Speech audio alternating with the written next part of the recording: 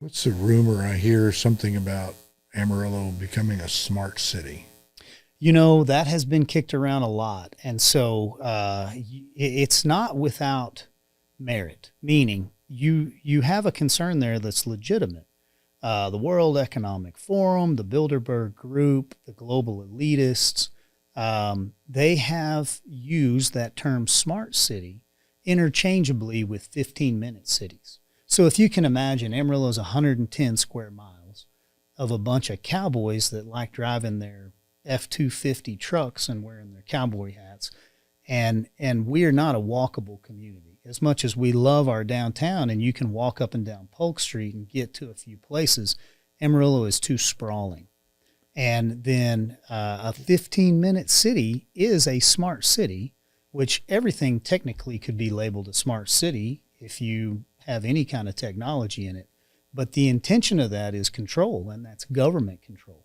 And that 15-minute city would say, we want to first surveil our community. We want to know everything you're doing and where you're going. And then we want everything on tech so that your cell phone tells us where you're going, what you're doing, what you're eating, who you're with. And then if they can control that, they can turn that mechanism on and off depending on your public behavior. That is the opposite of everything that says God, family, and country. Yeah. We are the boss. It is our country. It is our community. I work for you as your elected representative. The last thing we would ever have is a smart city in Amarillo, Texas. This would be the hardest redneck population for you to ever get that through.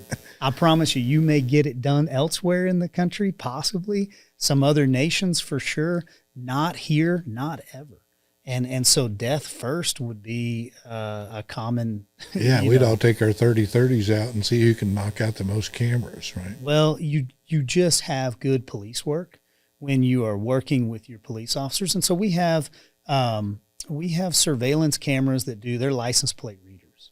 And so if you steal something and you committed a felony and you're driving, we can see where you've been, and it's been very helpful in catching criminals. But outside of that, like, we don't maintain or retain your data.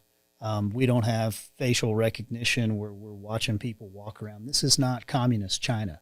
And so we want good common sense criminal practices in attacking that criminal element. And so fighting crime is important, but it doesn't have to come at the expenditure of your personal rights or your privacy. Mm-hmm. 15-minute cities go hand in hand with mandated vaccines and a world that is controlled through fear.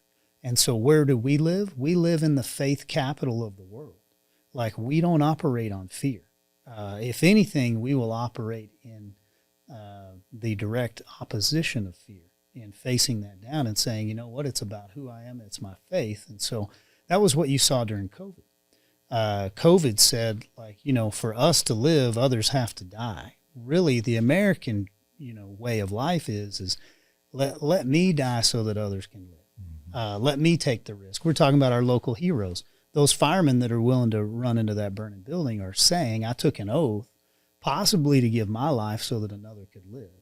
And so all that comes back to your 15-minute city issue of none of that's here. None of that's Texas. And we've got good government that believes in small government. And as long as we keep the power in the people's hands, then we won't deal with that here. But we have to be smart about technology. And just because it's smart technology doesn't mean it's a 15-minute city. And nobody has signed anybody up for any funding or grants or any kind of hook or claw that could be, part of that global elitist agenda. And they've advertised this, Agenda 2021 and then Agenda 2030 and all of the other groups. The World Economic Forum hasn't hid any of their plan. No, go on their website and read it. Right. You can read it. These are not conspiracies. If you tell me who you are, I'm not being judgmental. I'm not stereotyping you. I'm agreeing with you. And they've told you who you are, right down to, personal property rights. You'll own nothing and be happy. I mean, not here. I'm happier when I own it. Well, I think they want to tax us out of it, regulate us out of it, and insurance us out of it.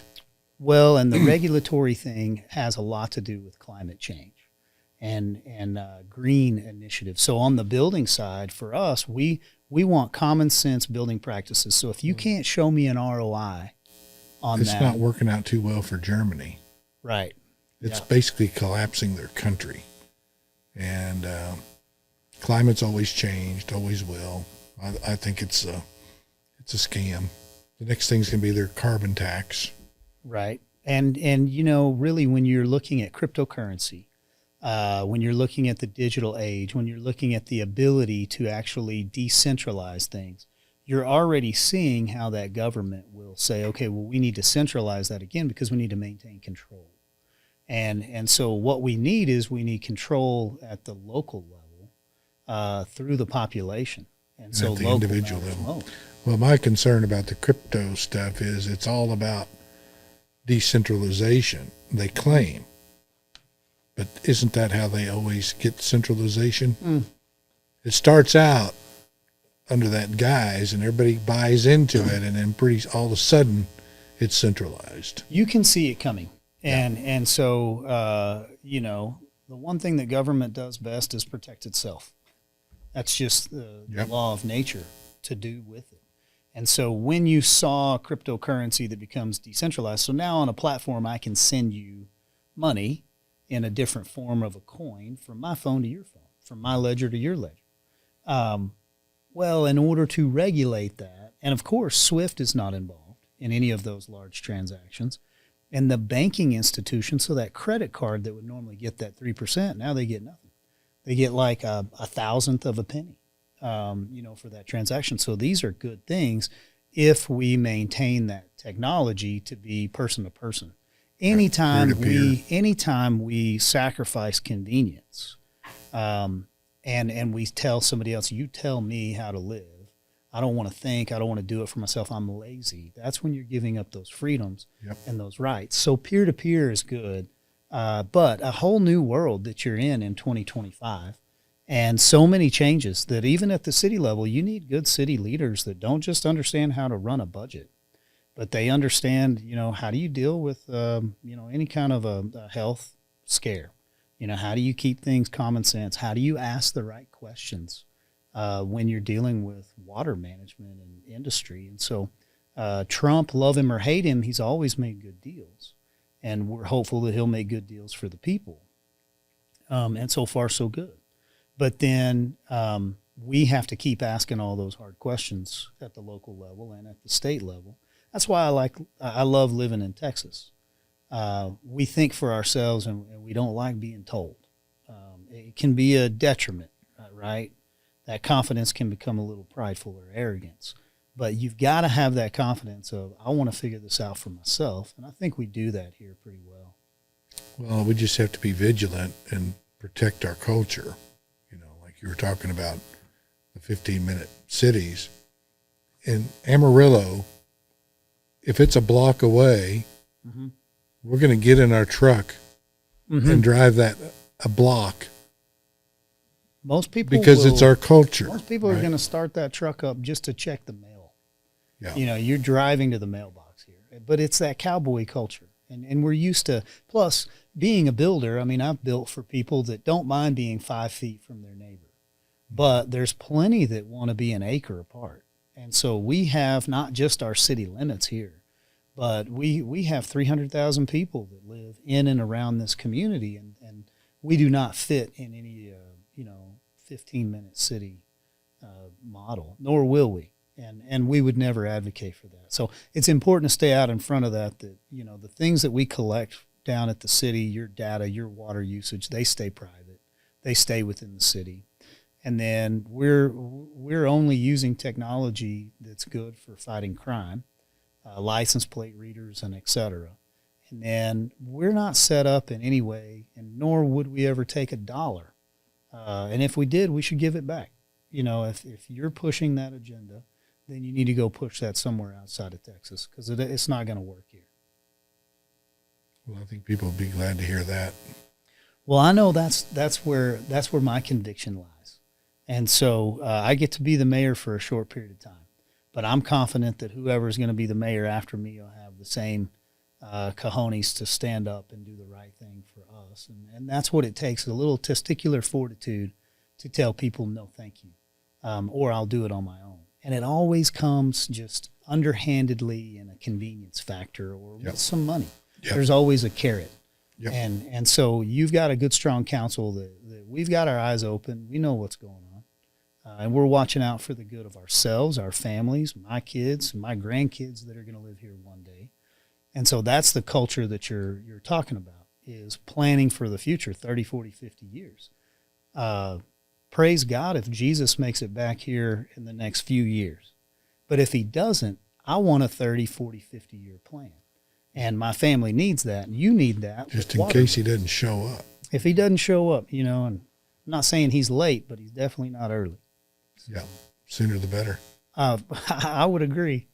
This is the appetizer before the main course. I'm not hung up on it. So I guess the other thing going on is it's already time for those that think you're doing a bad job. I got a few. To file. By when is their deadline? February 14th? Yeah, you've got until Valentine's Day to file. So Which if you means don't like what you're doing, doing, you can go down and file and run against him see if you can beat him. I have, and these other 4 council members have until February 14th to decide if we're going to do this again. And I mean, it's been a long, not even 2 years, year and a half, but it's been a good experience. It hadn't been fun, but it's been a good experience. I've learned a great deal, and we really have done a great job. There's the things that people are angry with, and those critics that are, very loud. And you're always going to have those. You're always going to have those. And you can't do it based on what it looks like or what other people think of you. You have to do it based on what you know, kind of in your gut to be right. Just do what's right. And I think we've done that, even to the point of like the Sanctuary City issue, where we were forced to vote against something that we as a council are pro-life for, because it wasn't legal in the way in which we could enforce it. It just simply wasn't a legal document. But in order to give you rights to go put it, in your hands to vote for it or against it, we had to put it on the ballot. Mm-hmm. So with that even being the worst thing that we've had to climb over, hopefully those individuals that have lived through that have seen that this council has worked really hard. And you may still be very upset for whichever direction that went, that you did or didn't like. Or you've got a different issue. Our friends of the AEDC are upset that we're holding some people accountable. You've got other things out there that anytime you're making change, you're ruffling feathers, but that's what you put me here to do. And if you wanted somebody that just, go along to get along, like, you should have elected somebody else, because we've gotten the work done. And I think that's what we needed. And definitely in holding ourselves to the same accountability, we haven't let up. I haven't not returned a phone call or an email. And so we haven't been right about everything, but we sure have been hardworking about it, and our intentions are well placed. And so I'm encouraged by the strength of the council. I would love to see some strong people run. I love the fact that we're going to have people that are going to apply, and I think we should want that. Sure. I would never want to sit on a council that says, I hope no one signs up. I hope everybody signs up. We should have, and we should want to have, the strongest candidates putting themselves out there saying, I'm willing to serve. Because that's all you're doing. You're just willing to volunteer and serve. Mm-hmm.